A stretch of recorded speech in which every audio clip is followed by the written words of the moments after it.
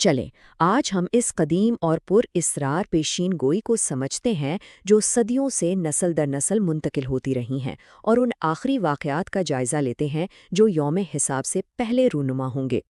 کہانی کی شروعات ہی ایک ایسی زبردست آزمائش کے ذکر سے ہوتی ہے جس کی مثال تاریخ میں نہیں ملتی، مطلب ایک ایسا فتنہ جس کا سامنا انسانیت نے پہلے کبھی نہیں کیا ہوگا۔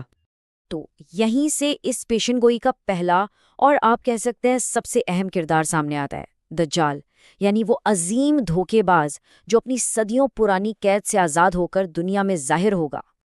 تو جب وہ آزاد ہوتا ہے نا، تو یہ کوئی عام واقعہ نہیں ہوتا، بلکہ یہ ایک ایسی تباہی کا آغاز ہے جو پوری دنیا کو افراتفری، جنگ اور فساد میں دھکیل دے گی۔ اب دیکھیں دجال کا سب سے بڑا ہتھیار کیا ہے۔ وہ حقیقت کو بالکل الٹ کر پیش کرتا ہے۔ وہ جنت کو جہنم اور جہنم کو جنت بنا کر دکھائے گا، اور اسی طرح وہ انسانوں کو گمراہ کرے گا۔ اچھا، تو وہ کرتا کیا ہے؟ وہ بڑے منظم طریقے سے لوگوں کی کمزوریوں اور ان کے خوف کا فائدہ اٹھاتا ہے۔ وہ جھوٹے معجزے دکھاتا ہے، جیسے بارش برسانا، رزق کا وعدہ کرنا، اور اسی طرح لوگوں کو اپنی خدائی کا یقین دلا دیتا ہے۔ لیکن جب یہ ظلم اور دھوکے کی تاریکی اپنے عروج پر پہنچ جائے گی تو پیشن گوئی کہتی ہے کہ ایک نجات دہندہ آئیں گے، حضرت عیسیٰ علیہ السلام، جو اس فتنے کا مقابلہ کرنے کے لیے واپس آئیں گے۔ ان کی آمد کو ایک امید کی روشن کرن کی طرح بیان کیا گیا ہے، ایک ایسی الہی طاقت جو اس دھوکے کے اندھیرے کو چیر دے گی، جس نے پوری دنیا کو جکڑ رکھا ہوگا۔ اور اس بات پر بار بار زور دیا گیا ہے کہ یہ تصادم کتنا اہم ہے۔ یہ صرف دو لوگوں کی جنگ نہیں، بلکہ یہ حق اور باطل کے درمیان آخری فیصلہ کن معرکہ ہے۔ اور حیرت کی بات یہ ہے کہ ان کے بیچ کوئی لمبی جنگ نہیں ہوتی، بلکہ یہ سچائی کی طاقت کا ایک زبردست مظاہرہ ہوتا ہے۔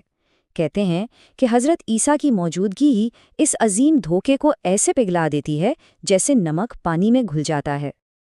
اچھا، دجال کا تو خاتمہ ہو گیا، لیکن کہانی یہاں ختم نہیں ہوتی، بلکہ اب ایک نیا اور شاید اس سے بھی زیادہ خوفناک باب شروع ہوتا ہے، ایک ایسی آزمائش جس کا تصور کرنا بھی مشکل ہے۔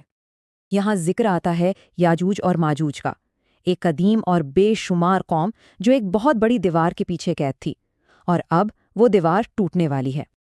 اور ان کو کسی عام فوج کی طرح نہیں بتایا گیا، بلکہ یہ ایک قدرتی آفت کی طرح ہے، ایک ایسا سیلاب جو ہر اونچی جگہ سے اتر کر پوری زمین کو نگل لے گا۔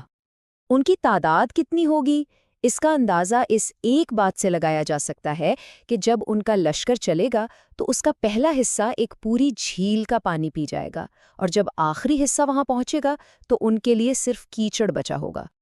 تو یہاں سب سے اہم بات یہ ہے کہ یہ جو بظاہر نہ رکنے والی طاقت ہے، اسے انسانی طاقت سے شکست نہیں ہوتی، بلکہ یہ ایک خدائی عمل ہوتا ہے جس کے بعد ایک زبردست بارش ہوتی ہے جو زمین کو پھر سے پاک کر دیتی ہے۔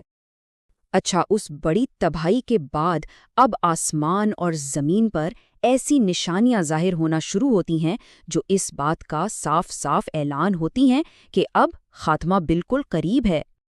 ان نشانیوں میں کیا کیا شامل ہے؟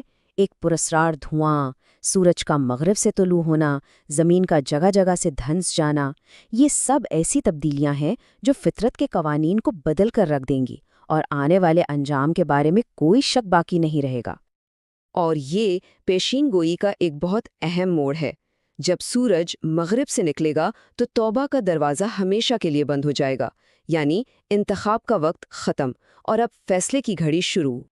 اور یہ سارے واقعات ہمیں سیدھا اس آخری مرحلے کی طرف لے جاتے ہیں، قیامت، یعنی یوم حساب، جب تمام انسانوں کو اپنے اعمال کا جواب دینا ہوگا۔